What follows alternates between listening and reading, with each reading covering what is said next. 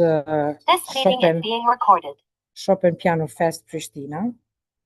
And I wanted to analyze this ChopinPianoFEST, this festival, through a theoretical framework of scholars like Small, David Elliott, Lucy Green, Turino, Stokes, and others who consider and argue that music before aesthetic, let's say, value is a human product and social practice at first.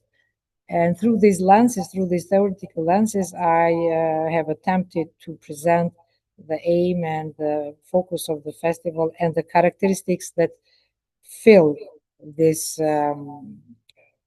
theoretical framework inserts that I from the literature review and from the reading. Festivals are important, as I said, events, because there we have this link between the piece, between the works, between the composers, between the performers, and between the audience. But the festival and our festival and other festivals in Kosovo have a special mission beside only presenting the recent or the classical works, because they had an ultimate aim to reconstruct the musical life that was lost during the 10 years of war in Kosovo, and before that, when the musicians were not able to, so to say, exercise their profession in public spaces. And immediately after the end of the war in 1999, the community of artists, composers, and music professionals gathered and started to organize festivals and music events with the aim to reconstruct the musical life that was very rich before its interruption. So I'm exploring this particular festival, which is the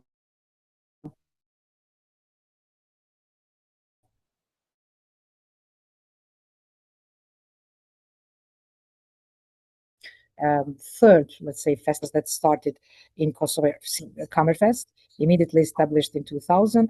Then it was a DAM festival, a festival of young musicians, Re Musica, festival of new music. And then since 2010, on the occasion of the 200th anniversary of the Chopin birthday, the Kosovo Chopin Association organized the first edition of this festival and was called ChopinPianoFEST, and focuses mainly on the piano repertoire beyond Chopin. So it doesn't have only Chopin works, but its name has remained there as a presentation of Chopin's heritage, let's say, because of the association we aim to preserve that heritage. Festival is part of the International Federation of Chopin Societies worldwide, and the federation itself is part of the Music Council within the UNESCO. So the association itself tries to keep this identity and the belonging idea of a further larger platform such as the federation. As I said, the aims of the research was to explore its role and to its contribution to informal and non-formal music education, and also to identify its impact on the cultural identity in Kosovo through this festival, of course, and others, but I focus on this. The research questions were, how does the festival embody participation and inclusion? In what ways does it promote learning beyond the classroom? And what meanings do artists, students, and audiences attribute to it? As I said, we started from a theoretical framework which somehow summarizes that festivals are spaces of empathy, identity, and shared meaning. Christopher Small in 1998 invented the term musicking as a social action. And I have listed here many of the, let's say, statements that somehow represent his view that music is an active form. It's not a passive word, but that is an activity that every human being is capable of in different roles, of course, and the different roles that take part in such performances are very important part of the festival culture itself. Another scholar, which I have had the chance to also meet personally and have been influenced also in writing the music curriculum in Kosovo as part of the uh, curriculum group that we started the reform in 2000 and then 2011, is David Elliott and his practical philosophy, which also sees music as a human practice. And his many statements also somehow echo Small's approach, but Eliot emphasizes further in skilled action and doing, and a lot of his writings has to deal with education and music education, which he promotes or advocates that should be very active and activity based. He also sees everything that has to be done within the music process, including performing, improvising, composing, conducting, and even music listening, all as musical practices that produce also self-growth and self-knowledge to the learners. And also he considers that musical practices are somehow a form of community itself and are linked to the idea of identity and belonging. Another scholar has written about music as social life and the politics of participation. He argues more about participatory music performances rather than presentational forms. And he also values that these participatory performance forms fosters feelings of solidarity and unity among people. And this was something also that we have experienced during the festival and during the concerts within the festival. Just for the purpose of literature review, I have also kind of compared all these three main theoretical perspectives related to the festival's main functions and aims and the formats and the products that the festival has. The festival has main products, the piano recitals, then concerts where piano is in dialogue, let's say, with other instruments, and of course with the voice as one of the very particular forms, and together with the orchestra as well. But then it also serves as a platform for learning with its forms like master classes and special platforms for very young talents like a piano marathon for children and the Scena Juvenis for students. Because it mainly serves as a platform for visiting world-known pianists performing their program consisting of main repertoire, let's say, for piano solo or piano chamber music.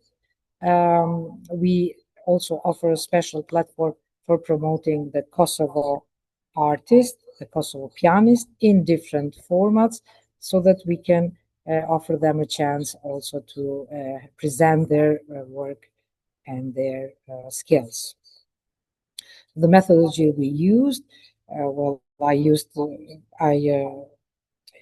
to say, collected all the festival programs, the media reports, all the interviews that we had with artists, with students and audiences, and used the thematic coding with 4 themes: participation, inclusion, identity, and empathy, for the period that since the festival has ended and has started until this year's edition. Although in this presentation, of course, due to the time restriction, I didn't have time to present all the findings, but I selected some of the very symbolic representation of the findings, which are presented along this thematic, around these themes that are focused in the findings section. The themes that we focused on are participation and learning within the festival, inclusion and accessibility of public, of people, but also of repertoire and diversity of the countries and artists being presented. So in general, the inclusion concept and accessibility. Also, the theme 3 has to do with human connection and emotional resonance, mainly the connection between the performance, the works, and the audience, and focuses a lot of reaction of the audience.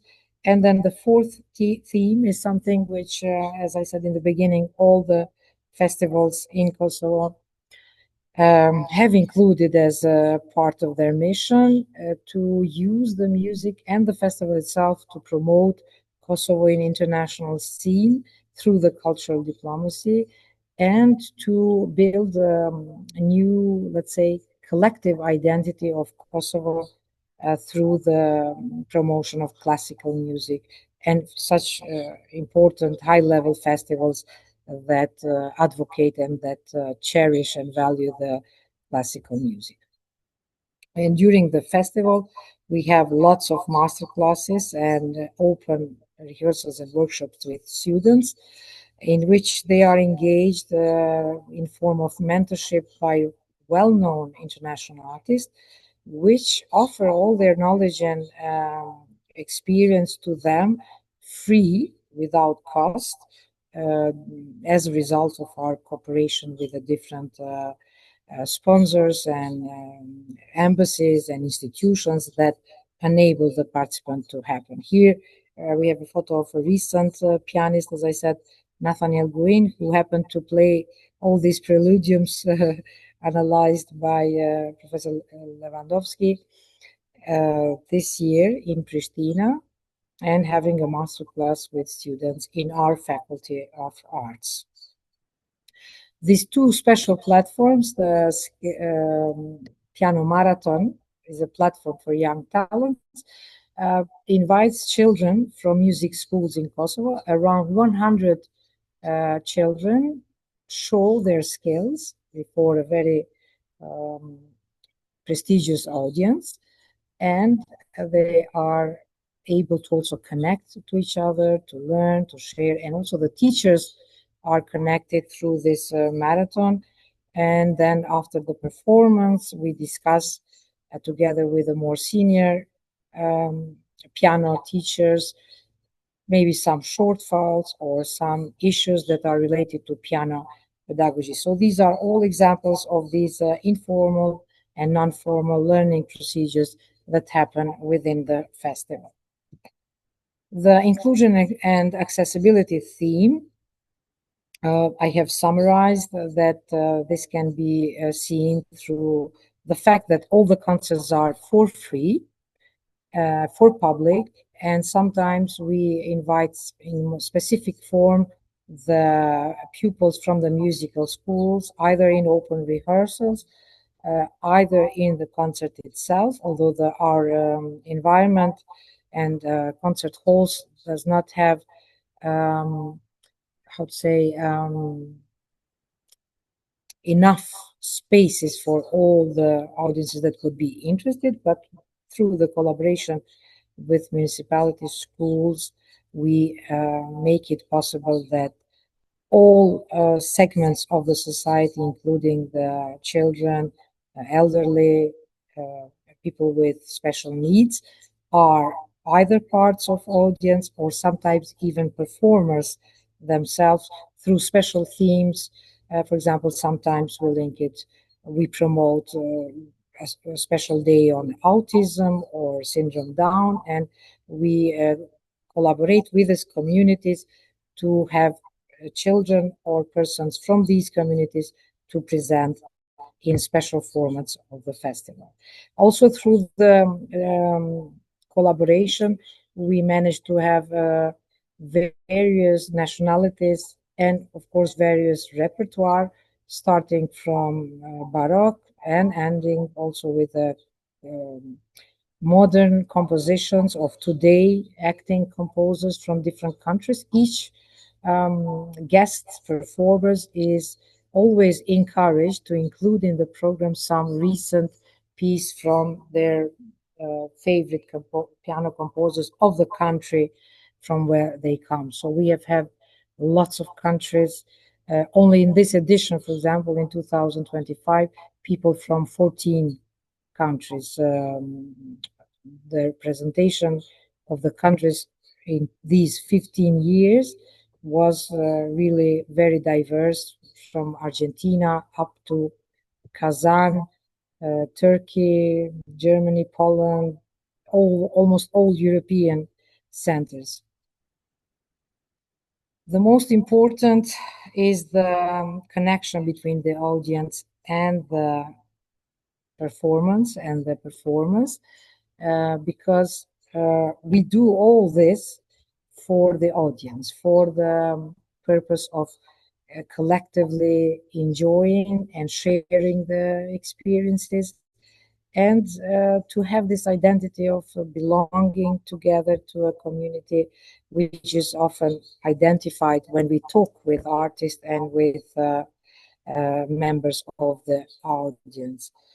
I will play just a short, maybe, excerpt from the final performance that we had with Philharmonic, just to give you a glimpse of the connection between the audience and the people and the performer. I don't know if you are seeing.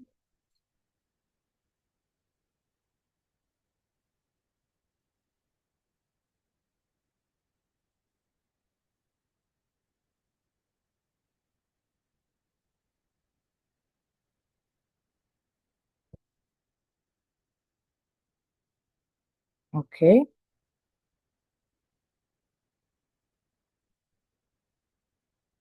I go back to my...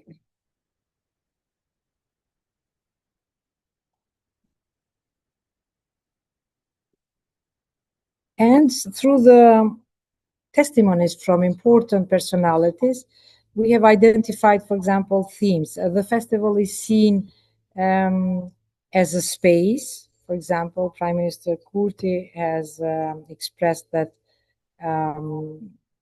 aligning with Foucault's, he sees a space of Chopin Piano Fest where music becomes a common language. Why, for example, Swiss Ambassador Mr. Thomas Colley sees our festival as a cultural movement. One of the famous pianists that participated in our festival, Janina Fialkowska, valued very much the audience and the reaction. That's why she has decided to come, regardless to the fact that we don't have a proper concert hall and a proper piano. And one of the very famous pianist who is a regular guest in our festival, Peter Donohoe, the winner of the Tchaikovsky competition in 1981 and now member of jury of the most important piano competitions, has written in his diary, in a blog part of his web page, about how he sees the role of music in society and how he evaluates very much this reaction by the audience that he gets as a spiritual reward. And this link between the audience and the performance is something that makes and keeps the artist, especially those that have come once to the festival, to keep wanting to come again to Kosovo, because this spiritual reward was something that they have continuously expressed in their evaluation of the festival and the content. The fourth theme was seeing the cultural diplomacy and identity. Through the partnerships with international embassies and artists, we do this exchange, And we position Kosovo in the global classical music networks. Now the festival is seen as a high-level event internationally. And for example, this year we had the occasion and the opportunity to host a representative from the Foreign Ministry of Poland, whom embassy we do not still have in Kosovo. And through the festival, the political relations between Kosovo and Poland are increasing, and we are looking again through cooperation with music orchestras and composers and performers to reinforce and to speed up the political process of opening the Polish embassy in Kosovo. This is only one example of the many such exchanges or cultural diplomacy effects throughout the festival. Also, this was evidenced in the media analysis of the festivals, especially focusing on this aspect and calling that festivals are kind of doing their own job in the cultural diplomacy, even when sometimes institutions or politicians are slow or failing to do that part of the mission. And with that, I can conclude maybe that in line with all these scholars and writings and literature that talks about how music is a basically human practice, a social practice, and has a function, not purely aesthetical, but a social one. ChopinPianoFEST functions as a non-formal education cultural platform. It connects performance, pedagogy, and cultural diplomacy, promotes democratic access to art and shared humanity through music, and demonstrates how a classical music festival can embody music and humanity through all these instruments that are part of the festival, such as education, inclusion, and empathy. And it bridges professional artistry and social engagement, serving as a model of sustainable cultural development. Our link with the business community, with the media, with the politics, with the institutions, with audience, and the international, let's say, actors shows this role of the festival as somebody who bridges all segments of society. And our recommendations are that we should recognize festivals not as purely music events, but as part of cultural education policy. And with that, these should be also budgeted and taken care from the institutions, which somehow in Kosovo it has already started to be reality. And that's why, because of this support, we have the luxury of offering all the concerts for free to the audience. We should also think of encouraging even more the cross-sector collaboration between universities, municipalities, NGOs, musicians, business sector, politics, diplomacy, and all the different segments of society. And we should continue and do much more research on the long-term impact, educational, social, even the economical impact that me and my colleague Reza have started already doing some research on the economic development impact of the different festivals in Kosovo. But these are all topics that encourage us to research more about the real impact of festivals. And I took only one example in the form of ethnographic approach to use it as an example of such links. We acknowledge all the supporters and all the participants and all the embassies and all the members of the audience and the media that are with us through 15 years and helping us to accomplish the mission that we have set with this festival in Kosovo. Thank you for your attention, and I'm open to questions and comments.